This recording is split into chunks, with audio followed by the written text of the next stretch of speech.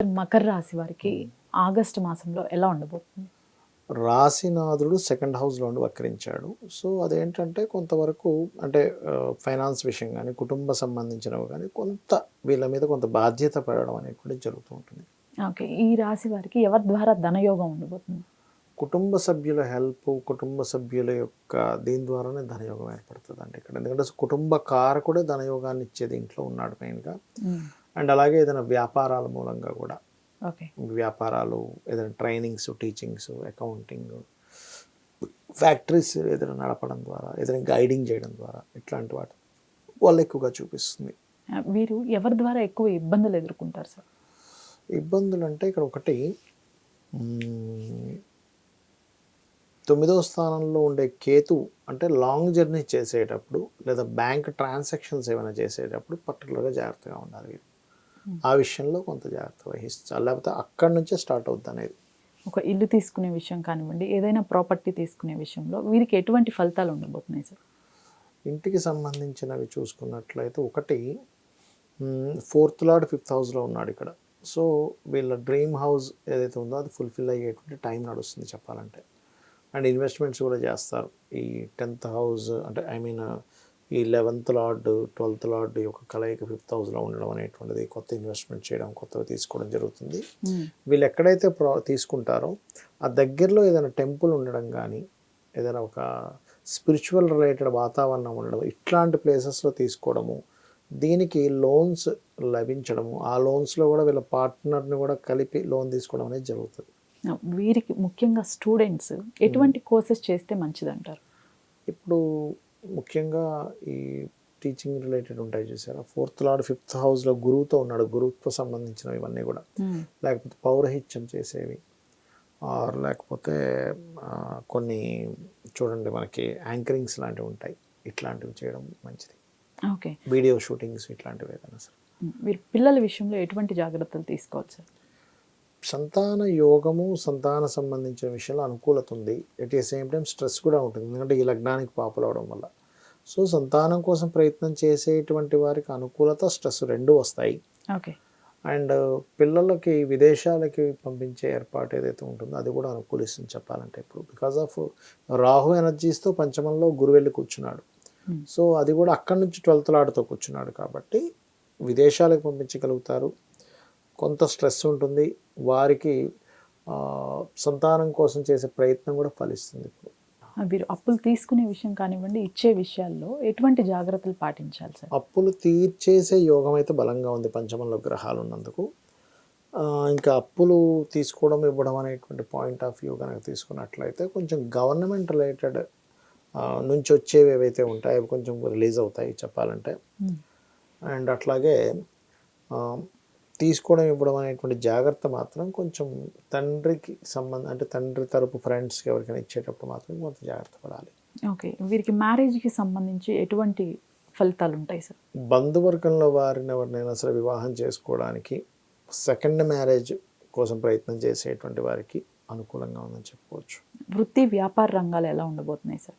వృత్తి విషయం కనుక తీసుకుంటే కనుక పర్టికులర్గా బిజినెస్ లైన్స్, మార్కెటింగ్ లైన్స్లో ఉండేటువంటి వారికి కొత్త అవకాశాలు వస్తాయి చెప్పాలంటే.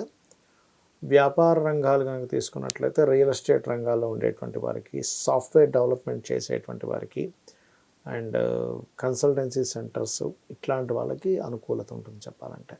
ఓకే. ఈ రాశి వారు ముఖ్యంగా తీసుకోవాల్సిన జాగ్రత్తలు, చేసుకోవాల్సిన పరిహారాలు ఏంటి సార్? జాగ్రత్తలు అయితే కొంచెం లాంగ్ జర్నీస్, బ్యాంక్ ట్రాన్సాక్షన్స్ విషయంలో జాగ్రత్తగా ఉండాలి. పరిహారం అయితే మాత్రం కాస్త సుబ్రహ్మణ్యేశ్వర స్వామి, అమ్మవారిని, దత్తాత్రేయుని ఆరాధించడం మంచిది. కొన్ని పర్సనల్ చార్ట్లోనే చూసుకోవాలి అని ఇందాక ఒక మాట అన్నారు. అసలు పర్సనల్ చార్ట్ అంటే ఏంటి సార్? పర్సనల్ చార్ట్ అంటే వాళ్ళు పుట్టినప్పుడు వాళ్ళు పుట్టిన డేట్ని, మంత్ని, ఇయర్ని, టైంని, ప్రదేశాన్ని, ప్లేస్ కూడా చాలా ముఖ్యం తీసుకుంటే వాళ్ళకు ఒక చార్ట్ జనరేట్ అవుతుంది. అంటే వీళ్ళు ఈ జన్మలో ఎందుకు అసలు పుట్టారు, లైఫ్ పర్పస్ ఉంటుందమ్మా ఒకటి. ప్రతి వ్యక్తి, ప్రతి ప్రాణి ఒక పర్పస్ మీద పుడుతుంది, ఊరికే ఏదో జన్మ ఎత్తది. అది ఆ పర్టికులర్ టైంలో పుట్టాలంటే ఆ పర్టికులర్ టైంలోనే పుడతాడు మనిషి, గుర్తుపెట్టుకోండి. అలా పుట్టిన వ్యక్తి ఎందుకు ఎదగట్లేదు అనేది ఒక అనాలిసిస్ ఉంటుంది ఆస్ట్రాలజీలో. ఎందుకు బాధపడుతున్నాడు, ఎందుకు అద్భుతంగా ఎదిగాడు అనేది ఉంటుంది. దట్ ఈస్ ద లగ్న, డిపెండ్ ఆన్ లగ్న. ఒక వ్యక్తి చూడండి అద్భుతంగా ధనం సంపాదిస్తాడు, అసలు పెద్దగా చదువు ఉండదు, బ్యాక్గ్రౌండ్ ఉండదు, కానీ అద్భుతంగా వెళ్ళిపోతూ ఉంటాడు. బికాజ్ ఆఫ్ వాళ్ళకి సెకండ్ లార్డ్ బాగున్నాడు అని అర్థం. కొంతమంది ఎంతో చదువుకున్న గోల్డ్ మెడలిస్టులు అవుతారు, ఎటువంటి అలవాటు ఉండదు, కానీ వాళ్ళకి opportunities Rao because of second house వాళ్ళకి పాడైంది. అయితే జ్యోతిషాస్త్రం ఏం చెప్తుందంటే నీ సెకండ్ హౌస్ పాడైందని నువ్వు కూర్చోక్కర్లే. దానికి జ్యోతిషాస్త్రం ఎందుకు? పాడైందని తెలుసుకోవడానికి. దాన్ని ఎలా బాగుపరుచుకోవాలో చెప్తుంది జ్యోతిషాస్త్రం ఎప్పుడు కూడా. నువ్వు ఎటువంటి రూట్లో వెళ్తే నీకు ధనయోగం ఉంది అంటే చిన్న ఎగ్జాంపుల్ చెప్తా. నాకు తెలిసిన ఒక అబ్బాయి ఇట్లాగే బాగా చదువుకున్నాడు, లాట్ ఆఫ్ అంటే చాలా మంచి intelligent, good looking, good person. కానీ ఆ అబ్బాయికి ఎన్ని కోర్సెస్ చేస్తున్నా ఒక ఉద్యోగం వచ్చేది కాదు. బట్ ఆయన జాతకంలో ఉన్న యోగం ఏమిటంటే అతనికి రియల్ ఎస్టేట్ చేస్తేనే ధనయోగం ఉంది, ఇంకో రూపంలో లేదు. అప్పుడు నేను చెప్పినప్పుడు రియల్ ఎస్టేట్ నాకు అసలు ఐడియా లేదు సార్, జీరో నాలెడ్జ్ అన్నాడు ఆయన రియల్ ఎస్టేట్ విషయంలో. మిగతా అన్ని విషయాల్లో బాగున్నాయి అంటే ఏం పర్లేదు, నువ్వు ఇంత చదువుకొని ఇంత ఇంటెలిజెంట్, నీకు రియల్ ఎస్టేట్ సంపాదించిన పెద్ద విషయం కాదు, చాలా సింపుల్ విషయం అది. అంటే ఒక 1 month అదే పని మీద అసలు ఎక్కడ మార్కెట్ ఎట్లా ఉంది, రియల్ ఎస్టేట్లో ఎటువంటి ఒక రిజిస్ట్రేషన్ చేయాలంటే ఎటువంటి పేపర్స్ కావాలి, అసలు మార్కెట్ స్ట్రాటజీ ఏంటంటే ఒక 1 to 1.5 months అతను రెడీ చేసుకొని తర్వాత ఆయన బిజినెస్ స్టార్ట్ చేశాడమ్మా. మీరు నమ్మరు, he earn crores of rupees. అంతకుముందు వరకు లోన్స్ ఎట్లాగా, అనవసరంగా నేను ఎడ్యుకేషన్ లోన్ తీసుకున్నాను, ఆ లోన్ తీసుకున్నాను, ఈ లోన్ తీసుకున్న పరిస్థితి ఏంటి, ఇంక నేను చనిపోవాలా, ఏడుపు ఒకటే తక్కువ అబ్బాయికి, చచ్చిపోదాం ఇంకా అనుకునే స్టేజ్ నుంచి విషయం తెలుసుకున్న తర్వాత ఆ అబ్బాయి వెళ్ళిన రూట్ అద్భుతమైన స్థానాన్ని ఇచ్చింది. అలా ఒకళ్ళని కాదు, నేనేం చెప్తానంటే మీకు ధనయోగం ఎందులో ఉంది, ఎప్పుడుంది అని తెలుసుకోవడం కోసం పర్సనల్ చార్ట్. నాట్ ఓన్లీ ధనయోగం కాదు, ఒకటే కాదు, ఏ ప్రాపర్టీ ఎప్పుడు తీసుకోవాలి, ఎప్పుడు వివాహం చేసుకోవాలి, ఎప్పుడు ఎటువంటి బిజినెస్లు స్టార్ట్ చేయాలి, ఎప్పుడు మీరు ఇన్వెస్ట్మెంట్ చేయాలి. రాంగ్ ఇన్వెస్ట్మెంట్ రాంగ్ టైంలో చేస్తే మీకు రావమ్మా. బికాజ్ ఆఫ్ అది ప్లానటరీ కాంబినేషన్ అట్లా ఉంది. ఇప్పుడు మీరు చిన్న ఎగ్జాంపుల్, ఒక నట్టు బోల్ట్ ఉంటుంది, ఈ బోల్ట్ ఈ నట్టుకి సరైనది అయితేనే కనెక్ట్ అవుతుంది, అదర్వైజ్ మీకు అసలు నట్టు బోల్టే కనెక్ట్ అవుతుంది, మీ లైఫ్ ఎట్లా సెట్ అవుతుంది? అంతే కదా.